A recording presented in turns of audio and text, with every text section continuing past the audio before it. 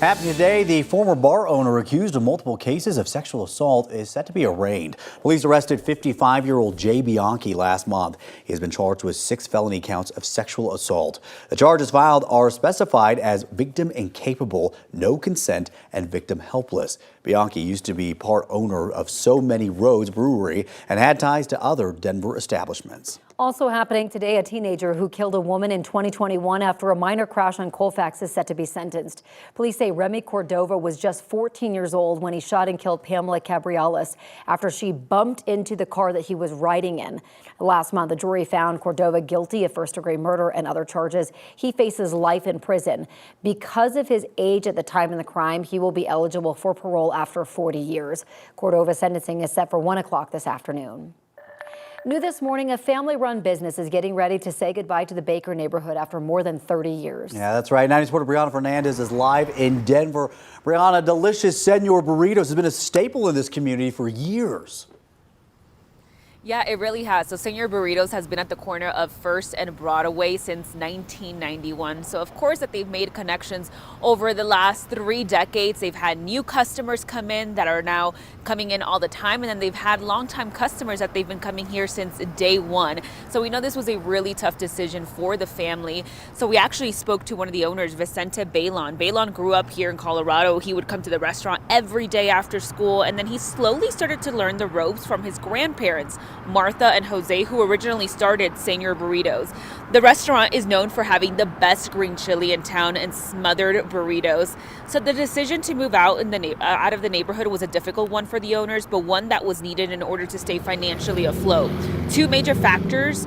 The unhoused population in the area has had negative effects on the business in recent years, plus Denver's increase to minimum wage. So in 2020, that minimum wage was at $12.85. Now fast forward to next year, 2025, minimum wage in Denver will sit at $18.81.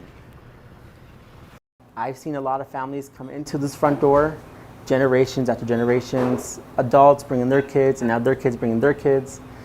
Like a couple days ago, we had an older lady crying because we're leaving, and it touched our heart that we changed this community a lot, but see what the future brings for us.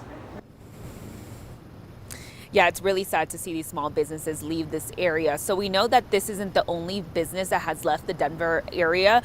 We actually covered Mutiny Information Cafe. They left to go to another city. They went to Inglewood. So that's the same thing that Senor Burritos is doing. They're leaving Denver.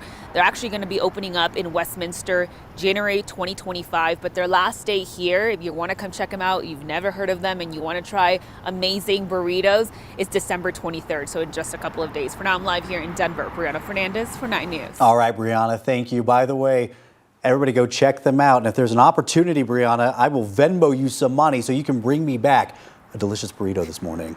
It's the 9 News burrito. You have to order that. But it's coming. Okay, the second it opens, you let me know, Brianna. That money is headed your way. Yes. Thank you.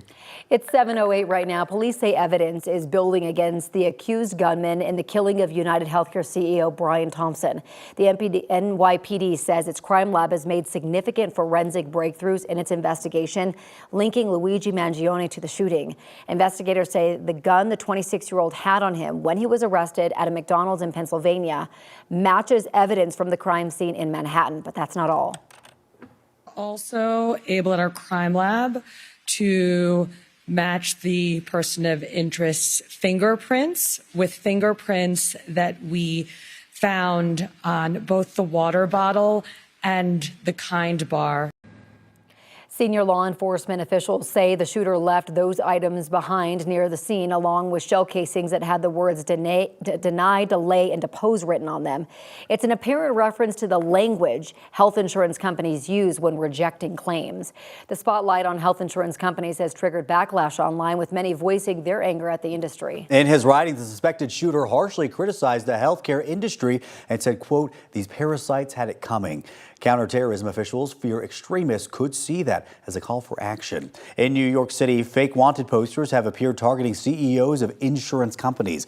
An NYPD intelligence and counterterrorism official said Thompson's murder resembles a domestic terror attack and threatens to set off a series of copycat attacks. New York City police are warning corporate executives to be extra vigilant. FBI Director Chris Wray announced he plans to resign from his position rather than force President-elect Donald Trump to fire him. After weeks of careful thought, I've decided the right thing for the Bureau is for me to serve until the end of the current administration in January and then step down. Wray still has 3 years left in his 10-year term, but President-elect Donald Trump previously announced he will nominate Kash Patel for FBI director. Trump appointed Wray after firing FBI Director James Comey following investigations under his watch into Russian meddling in the 2016 election. The FDA has proposed a rule that could lower the amount of nicotine in tobacco products. The FDA has been developing this rule since 2020, which would require tobacco companies to reduce the amount of nicotine in traditional cigarettes. The agency submitted the proposal to the Office of Management and Budget on Tuesday. There will not be any immediate changes to tobacco products. It could take months for that approval. There will also be a public comment period on the proposal. Drug overdose deaths in the U.S. are on a downward trend. As of July of this year, fatal overdoses were 17% lower than they were during the prior 12-month period. That's according to the CDC. But despite the recent steep drop, CDC data shows drug overdose deaths remain as high as they were at the end of 2020. Medical experts say they can't pinpoint a specific factor that explains why the number of drug overdose deaths have fallen since hitting a record high last summer. However, they speculate a wide range of ongoing health-based efforts could be having an overall impact.